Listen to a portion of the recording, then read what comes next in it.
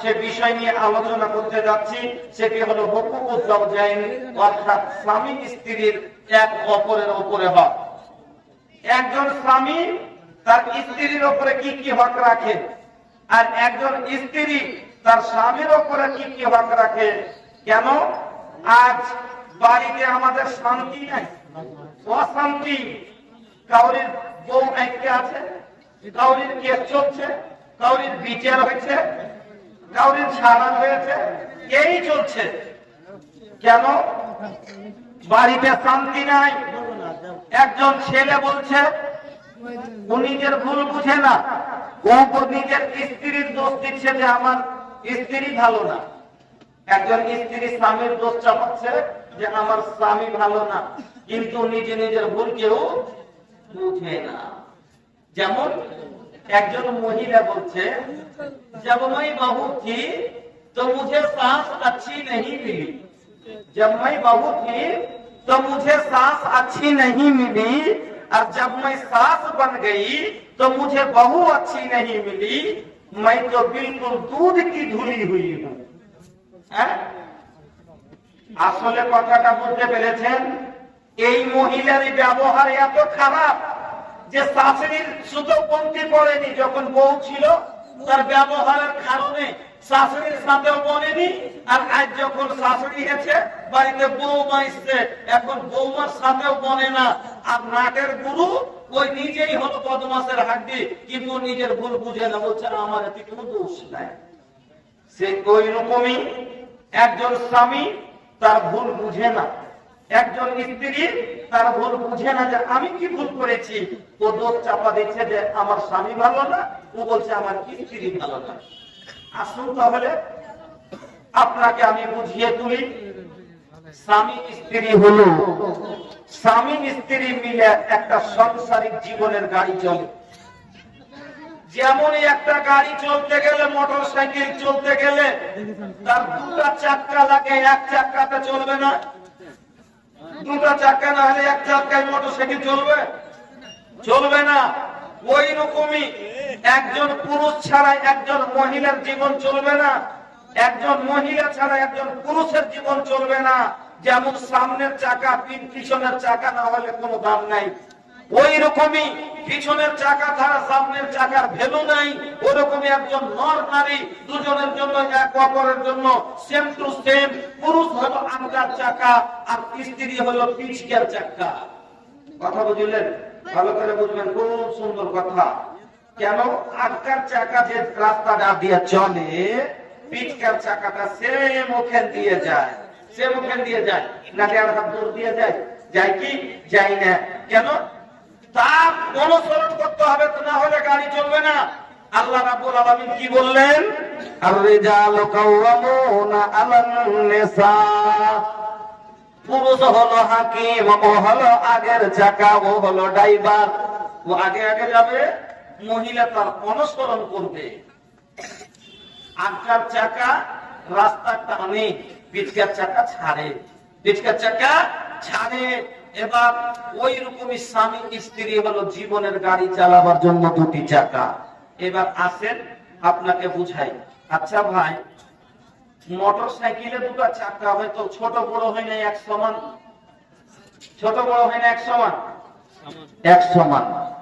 যদি ছোট বড় হয়, একটা হয় মোটর সাইকেলের আর একটা হয় ট্রাক্টরের, চলবে? চলবে? চলবে না। কি হবে? উল্টে পড়ে যাবে। এবার একটা চাকা যদি হয় মোটর সাইকেলের, একটা হয় বল গাড়ি, চলবে? চলবে না। তাহলে দুটোই চাকা বরাবর হতে হবে। আল্লাহ কি বলছেন? ঠিক ওটাই কথা, স্বামী স্ত্রী দুজনকে একরকম হতে হবে। আল্লাহ কি বলছেন শুনেন। বিসমিল্লাহির রহমানির রহিম। আল খাবিসাতু লিল খাবিসিনা ওয়াল খাবিসুনা লিল খাবিসাত ওয়াত তাইয়্যিবাতু লিত তাইয়্যিবিনা ওয়াত তাইয়্যিবুনা লিত তাইয়্যিবাত। একটা চোরের জন্য চুন্নি, দুটো বরাবর চাকা। আমি দেখাচ্ছি। আল্লাহ কি বললেন? একটা পাক পুরুষের লেগে একটা পাক নারী দরকার, তাহলে বানাবো দুটো চাকা। একজন বদমাস ছেলে লেগে যদি একজন বদমাস মেয়ে হয়ে যায় চলবে, কেন? ও বদমাস, ও বদমাস নেই, কোনো ব্যাপার নাই, দুনিয়া একরকম, মানে দুটা চাকায় একরকম হওয়া লাগবে। আল্লাহ বলছেন কোরআনে, আল-খাবিসাতু লিল-খাবিসিনা, একজন খবিসের জন্য খবিস নেই, চোরের জন্য চুন্নি, লুচ্চার জন্য লুচ্ছি, বেঈমানের জন্য বেঈমান নেই, দাগাবাজের জন্য দাগাবাজ নেই। হ্যাঁ, দুজনে যদি একরকম হয় চলবে। একটা জেনাকার ছেলে যদি হয়, একটা জেনাকার মেয়ে হয়, ও বলতে পারবে না, ও বলতে পারবে না। ওকে চাই কি ছেলে তিনজন খালেকা ভাই শুনতে এক লেগে দিই যে তো চাষটা হইতে লেগে লেগেছে, দুজনেই একরকম, দুজনেই একরকম। কেন? ওকে বলতে পারবে না, ওকে বলতে পারবে না, গাড়ির দুটাই চাকা সেম। আল্লাহ বলছেন একজন পাক। এবার এক ছেলে যদি হয় 5 ওয়াক্ত নামাজি, আর স্ত্রী যদি হয়ে যায় বেনামাজি, বেপরদা, পুরুষের কথা মানে না, শরিয়ত মানে না, তাহলে দুটা দুরকম হয়ে গেল না ভাই? ও হলো দিনের উপরে চলছে, ই হলো বেদিনে চলছে, তো দুটা চাকা দুরকম হলো। এই গাড়ি চলবে না, এই সংসার টিকবে না। যেমন দুটা চাকা দুরকম হলে গাড়ি চলবে না, দুজন দুরকম হলে সংসার টিকবে না। এই জন্য আল্লাহ বললেন আল-খাবিসাতু লিল-খাবিসিনা। এই দেশের মেয়েকে কিনে এরকম কিছু বুঝতেই পারি না। সারা বাংলা ঘুরি, আসাম থেকে হুগলি, হাওড়া থেকে নিয়ে সব জায়গা একরকম মেয়ের আওয়াজ, এক মাস করে যাত্রা করি, একটু প্রবলেম বুঝতে পারি না।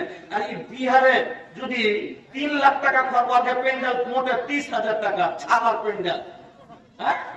আর এখানে 3 লাখ টাকার প্যান্ডেল করে, কিন্তু ম্যাক যে ব্যক্তি ধারণের কেমন মিস্ত্রি কিছু বুঝতে পারি না।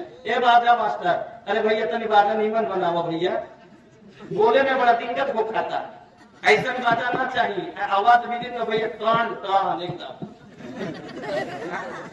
कैसे हालत बना कर अपने बड़ा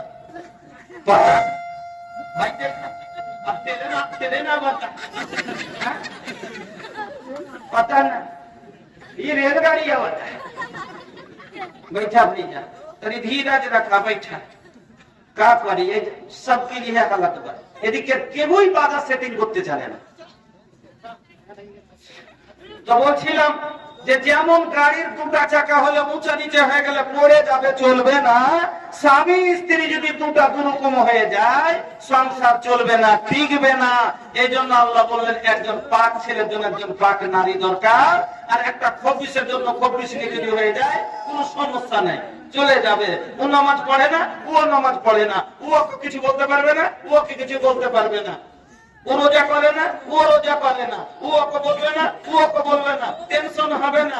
এই নামাজ পড়ছে, ও পড়ে না, এই তুমি রোজা করো, নামাজ পড়ে রোজা করবে না, যত না রোজা করবে না তো বাড়তে দেবো না, সংসার টেনশন শুরু হলো, এই সংসার টিকবে না।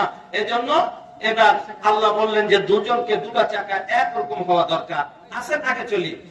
আপনার পকেটে টাকা আছে, আপনার পকেটে টাকা আছে, আর হাঁটতে ভালো লাগে না, আপনি মনে মনে করছেন একটা গাড়ি নিব, বন্ধুদের সামনে বললেন যে ভাই একটা গাড়ি নিব মনে ভাবছি, তো কোন গাড়ি নিব বলতো, কোন গাড়ি নিব বলতো? বলছে ভাই গেলে মারলি এলে, এখন তো সব থেকে ভালো গাড়ি একটা মনে সবাই ব্যবহার করছে, তো বলছে কোন ঠেলিবি, কোন ঠেলিবি না, তো পূর্ণিয়া ওই শোরুমে গাড়ি গেলা খুব সুন্দর সুন্দর, মেলে যে শুনেছি ভালো, আর গাড়িটার ডিজাইনও খুব সুন্দর, কালারও খুব পছন্দ, ওই গাড়ি গেলা নিয়ে এলেন। এবার আপনি গাড়ি কিনতে গেলেন, আচ্ছা বিনা টাকাতে গাড়ি কিনতে যাবেন, বিনা বিল মিটাতে আপনাকে শোরুম থেকে গাড়ি বাইর করতে দিবে? দিবে দি ভাই, দিবে? বিনা বিল মিটাতে আপনাকে গাড়ি বাইরে বাইরে দিবে? দিবে না। এক সময় ছিল আগে বিনা বিল মিটাতে দিত, ওইটা হলো পুরানো যুগ ছিল আগে, যে বিনা মোহরের টাকা নেওয়াতে বেটি বাইরে দিত। আর এখনো কিছু বিল বাকি দিয়ে বেঁচে দিচ্ছে, 1 টাকা বিল বাকি দিয়ে যেমন গাড়ি বাড়াই না, 1 টাকা মোহর বাকিতে রেখে বেটি বাড়াইবে না বাড়ি থেকে, 1 টাকা মোহর বাকি দিয়ে বেটি বাড়াইবে না বাড়ি থেকে। কারণ বিলে, আচ্ছা জমির কিছু রেস্টুরেন্টে টাকা বাকি থাকা আগে জমিতে যে চাষবাস করা যায়, যাই না, ফুল পেমেন্ট হওয়া দরকার। ওই রকমই আপনাকে যে আছে স্ত্রীর হক যে আছে প্রথম গাড়ির বিল যেমন মিটিয়ে দিতে হয়, মোহরানা মিটার পরে আপনাকে যে আছে তাকে আনতে হবে। এবার আপনার পকেটে টাকা এসেছে মোহর দিবার সমান, আপনার বিয়ে করার মনে হয়েছে ই ছোড়ার তো বিহা না বিহা শিরওয়ানি পরবো আর একটা লম্বা টুপি লাগাবো আর কোমর তাবিল পরবো আর কোমরের মানবো দৌড়। কবুলের মানে বুঝেছে? কবুলের মানে এটা নয় যে বিয়ে করে বউলে খালি ঘরে চলে আসা। কবুলের মানে হলো এতদিন মেয়েটা তার বাপের দায়িত্বে ছিল, আজ যখন কবুল করে নিলাম মেয়েটার বাবার দায়িত্ব শেষ, আজ থেকে মেয়েটা হয়ে গেল আমার দায়িত্বে। এর সুতার জন্য যে খাটটা লাগবে সেটাও কবুল। এটা হলো যে আমার বাপের বাড়ি লাগবে এই খাটও কবুল। যে হাঁড়িতে রান্না করবে হাঁড়িটা কে আনে? না তো বেটি আনে। এই হাঁড়িটাও কিনতে তোমাকে হবে, যে থালাটাতে খাবে সেটাও তোমাকে কিনতে হবে। বিছানের চাদর পেতে আনে, কিন্তু এটাও আনতে হবে না, এটাও তোমাকে কিনে দিতে হবে।